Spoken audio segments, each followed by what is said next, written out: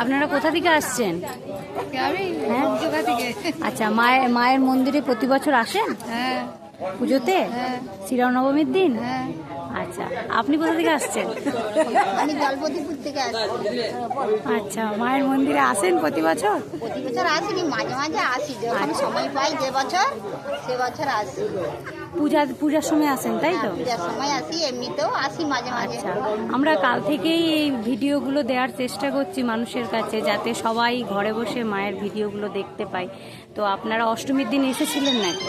না, অষ্টমীর দিনে আসতে পারি না, আজকে আসি। আচ্ছা আচ্ছা আচ্ছা, আজকে থাকবেন সারাদিন তাই তো? আচ্ছা আচ্ছা, আপনি কোথা থেকে আসছেন?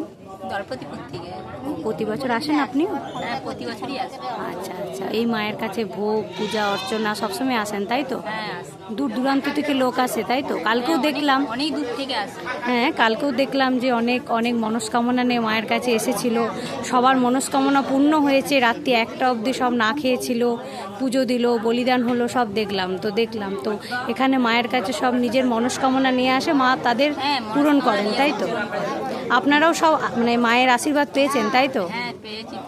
আচ্ছা আচ্ছা আচ্ছা, চলে যাচ্ছি আপনার কাছে।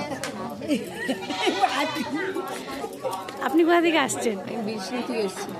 আচ্ছা, মায়ের কাছে আসেন প্রতি বছর? হ্যাঁ, প্রতি বছরই আসি। আচ্ছা আচ্ছা, ও কেমন মায়ের মহিমা কেমন, একটু মায়ের বিষয়ে বলুন।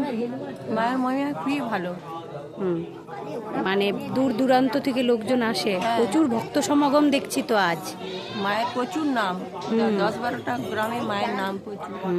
কাল দেখছিলাম যে প্রচুর, আমরা এই ধরনের একটা ইন্টারভিউ নিয়ে চেষ্টা করলাম, সেখানে দেখলাম যে বলছেন যে আমাদের বাড়িতে অনেক সমস্যা ছিল, মা ওনারা আজও আছেন, আনন্দপুর থেকে এসেছেন, যে আমাদের মা যাওয়ার পর আমাদের সব সমস্যা দূর হয়ে গেছে, ওনারা মানসিক শোধ করলেন। এই ধরনের মা অনেক মনোবাসনা পূর্ণ করেন তাই তো? হ্যাঁ।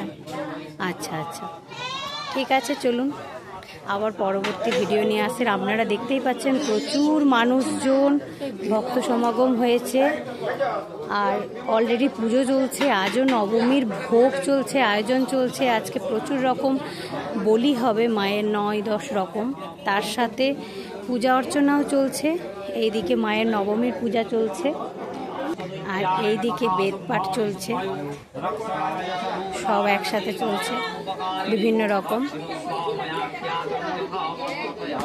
চলুন আবার আসবো।